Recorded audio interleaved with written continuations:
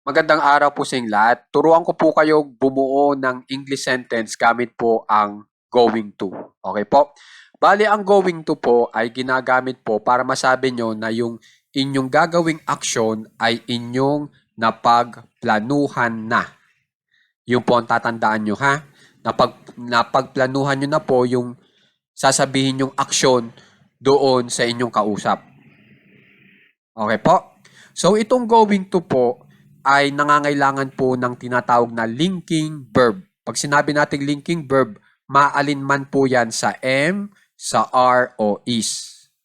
Ngayon po, ang malaking tanong, paano natin malalaman na am, are, o is ang gagamitin po? Para malaman po yung linking verb na gagamitin, ang pagbabasihan po natin ay yung ating pinag-uusapan o subject. At ang ating pinag-uusapan po dito o subject ay maaaring pronoun o noun. Pag sinabi ko pong pronoun, maaalin man sa I, we, they, he, she, o you. Yung noun naman po, ibig sabihin pinangalanan po natin. So, kung yung tao ay gusto mong pangalanan, katulad ng Tarzan, noun po yan, itong Tarzan. Yung pronoun po kasi, itinuturo lang po natin yung tao. Katulad po nitong I, bilang ako. Tinuturo ko lang sarili ko pero hindi ko pinapangalanan. Yan po yung pronoun. So itong I po, meron po yan na tamang kaparehang linking verb. At ang tamang kaparehang linking verb po niya ay itong am. Samantala itong we ay are, itong they ay are, itong he o she ay is naman. Itong you ay are. Pero kung pinangalanan nyo po yung tao tapos isa lang ang bilang, is po ang gagamitin nyo. Katulad ng Tarzan. Pero kung ang ginawa nyo ay Tarzan and Jane, si Tarzan at si Jane, are na ang inyong gagamitin. Kasi pangdalawahang tao o higit pa yung gamit po ng are. Kapag pinangalanan nyo na po yung tao o mga tao. Okay po? So, yun lang po ang makikitandaan para alam nyo po kung am, are, o is ang gagamitin nyo na ipangpaparehan nyo sa going to. Okay? So, ang am, are, is ay bumabase sa subject o pinag-uusapan. Kasi itong I, we, they, he, she, you, at saka si Tarzan, pinag-uusapan natin yan. Yan yung ating subject. Okay po?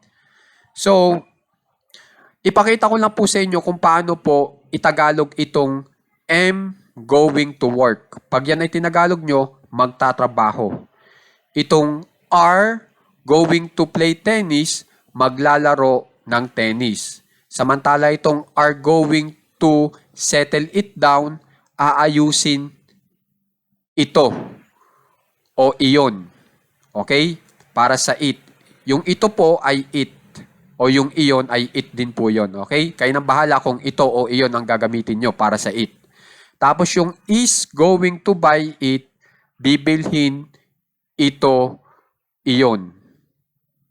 Ito o iyon, pili na lang kayo.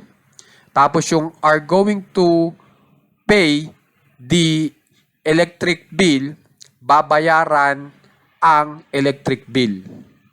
Okay? So yung ID yan yung ako, yung we, yan yung tayo o kami, yung they, yan yung nila, yung he o she, yan yung niya. Yung he, lalaki, yung she, babae. Yung you naman, yan yung mo.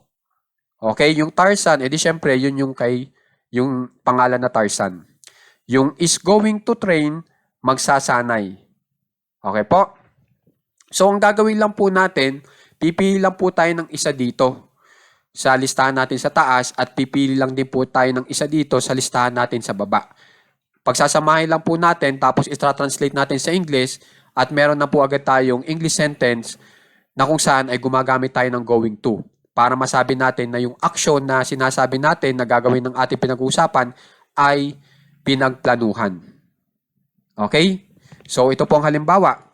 Magtatrabaho ako ngayong araw o ngayong araw na ito. Pag in English nyo, I am going to work today. Nasabi nyo po sa English yung inyong plano at yung po ay magtatrabaho po kayo ngayong araw na ito.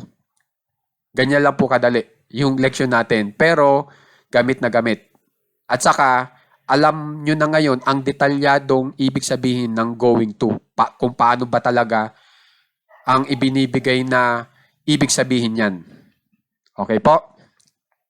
Isa pang halimbawa, maglalaro tayo ng tennis bukas.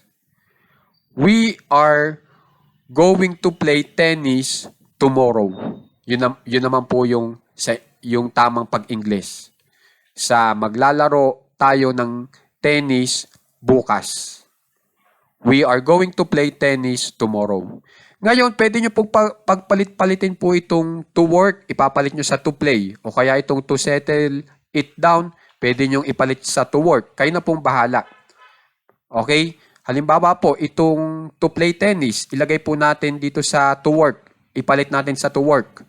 So, ang mangyayari ay maglalaro ako ng tennis. Kunyari po, napili ko dito sa baba ay bukas. Maglalaro ako ng tennis bukas. Pag in English nyo po, I am going to play tennis tomorrow. I am going to play tennis tomorrow. Maglalaro ako ng tennis bukas. Pwede rin po yung ating infinitive ay palitin. Okay? So, kayo na pong bahala. O kung meron kayong gustong idagdag, pwede rin po. Katulad nitong to train, sa halip to train, to exercise. Mag-eehersisyo. Pwede nyo pong ipalit. Okay? O kaya to watch. Manunood. Pwede rin po yon. Okay? So, sana po makikipractice po itong ating leksyon ngayon kasi napaka-importante po. At saka, makikipansin, yung on Monday, tingnan nyo yung spelling ng Monday, malaki po yung letra ng Monday, ng unang letra sa Monday. Makikitandaan yan po yung tamang pagsusulat. Yung Lunes, dapat malaki rin. On Monday, sa Lunes. Yung L po, malaki para sa Lunes. Yung M naman dito, para sa Monday, malaki po yung letra. Okay? At saka ang ginamit ko ay on para sa sa. Kailangan nyo pong tandaan ito kasi ito po ay gamit na gamit itong mga panahon na ito. Okay? Para hindi kayo magkamali. Okay po? So, sana makikipractice po ng maigi at makikipag-aralan po ito para magamit nyo na rin po agad.